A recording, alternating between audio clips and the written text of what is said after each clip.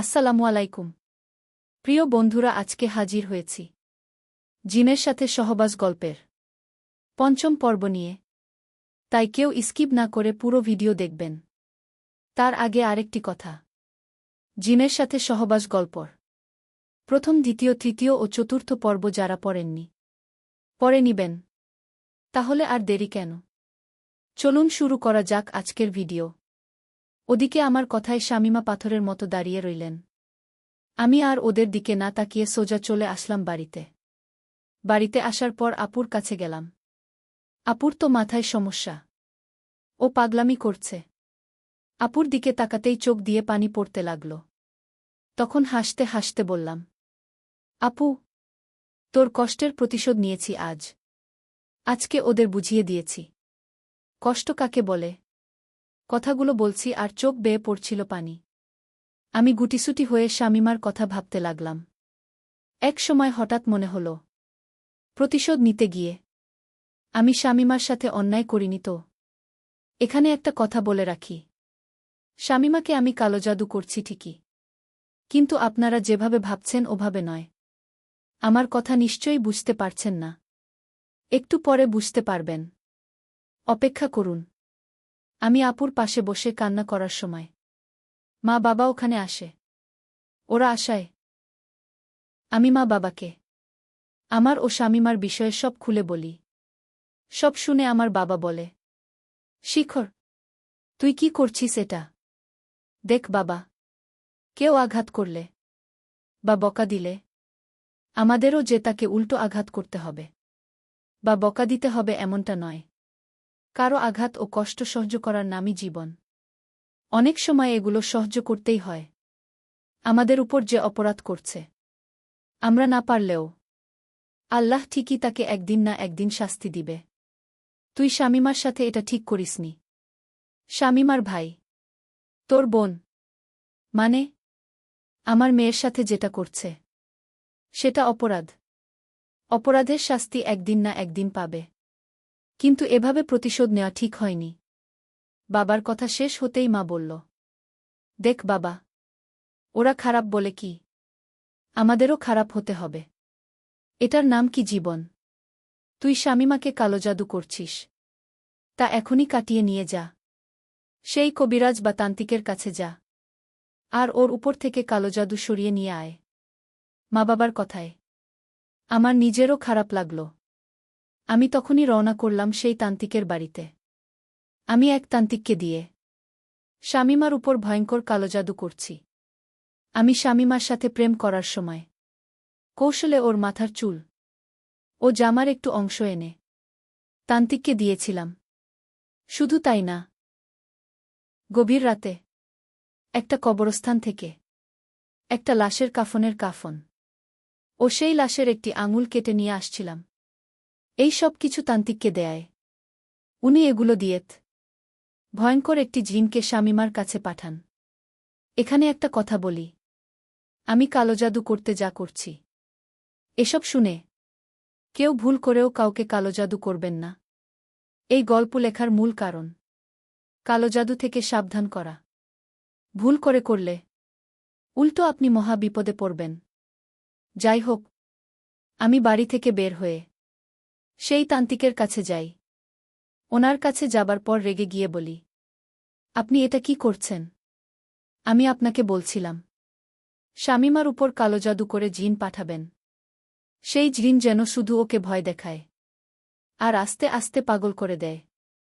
কিন্তু আপনি যে জিন পাঠিয়েছেন সে তো শারীরিক সম্পর্ক করছে। আমি তা চাইনি। তান্ত্রিক বললেন, আসলে কালো জাদু করতে যা যা আনতে বলেছিলাম তা নিয়ে তুমি এসেছ। তোমার ওই সব কিছু দিয়ে আমি তন্ত্রমন্ত্র পরে ভয়ঙ্কর পিশাচ জিনকে আমন্ত্রণ জানাই। আমি ভেবেছিলাম সাধারণ কোনো জিন আসবে, কিন্তু হাজির হয়েছে অনেক বড় ভয়ঙ্কর জিন। এই গোত্রের জিনেরা খুব ভয়ঙ্কর হয়। একবার যা বলে বা ভাবে সেটাই করে।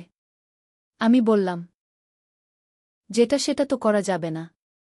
আমি শামিমার পরিবারের উপর রাগ করে ওকে কালো জাদু করছিলাম ঠিকই, কিন্তু আমি চাই না একটা জিন ওর সাথে শারীরিক সম্পর্ক করুক। আপনি কিছু একটা করুন। তান্ত্রিক বলল, এখন আর বলে কিছু লাভ নেই। ওর যা করার ও করবে। আমি বললাম, না না, এটা হতে পারে না। আমি আপনাকে অনেক টাকা দিব। দয়া করে কোনো ব্যবস্থা করুন।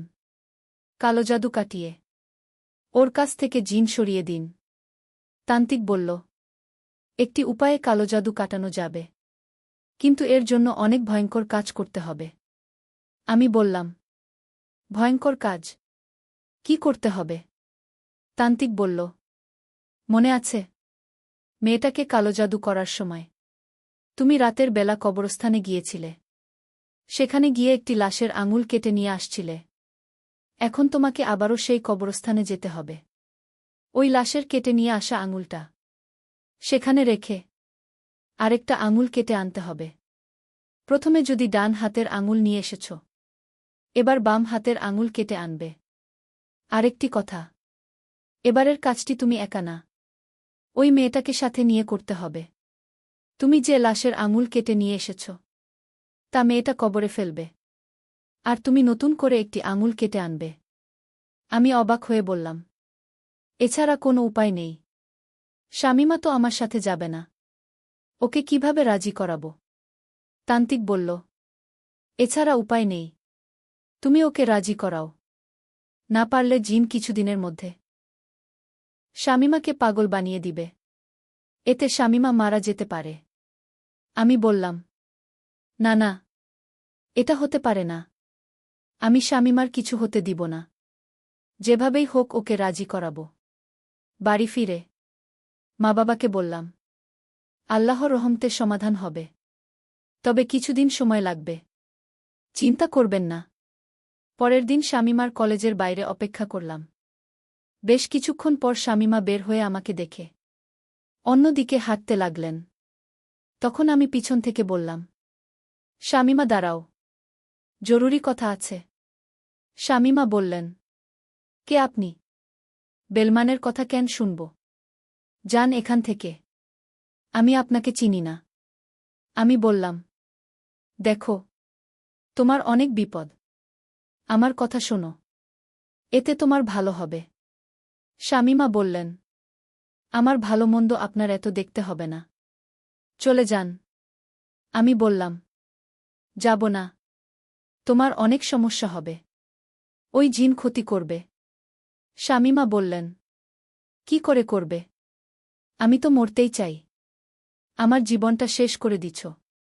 যদি ওই জিন আমাকে মেরে ফেলে তো ফেলুক, আমি মরতেই চাই। শামিমা চলে যেতে লাগলেন।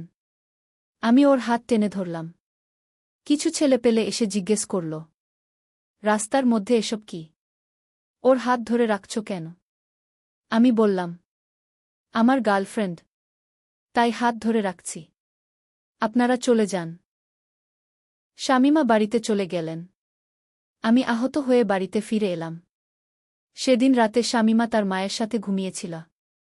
হঠাৎ মধ্যরাতে ঘুম ভেঙে গেলে শামিমা দেখতে পেলেন রুমটা অচেনা, মনে হচ্ছে পুরনো বাড়ি। নিজেকে অচেনা জায়গায় দেখে চিৎকার করতে লাগলেন। দরজা আস্তে করে খুললেন। সেখানে এসে উপস্থিত হল সেই ভয়ঙ্কর জিন। জিনটা দেখেই শামিমা চিৎকার করতে লাগলেন। জিন বলল, সবকিছু জেনেই গেছিস? কালো জাদুর মাধ্যমে আমাকে তোর কাছে পাঠানো হয়েছে। সবকিছু জেনে গেলি? তাহলে এটাও জেনে রাখ, আমি সাধারণ কোন জিন না। আমি যা করতে আসছি তা করব। এত সহজে তোর পিছু ছাড়ব না। জিনটি বিকট শব্দে হা হা করে হাসতে লাগল। চলবে কি আরও? ভিডিওটি ভালো লাগলে প্লিজ চ্যানেলটি সাবস্ক্রাইব করে ভিডিওতে লাইক দিয়ে কমেন্টে আপনার মূল্যবান মতামত জানিয়ে যাবেন। সবাইকে ধন্যবাদ।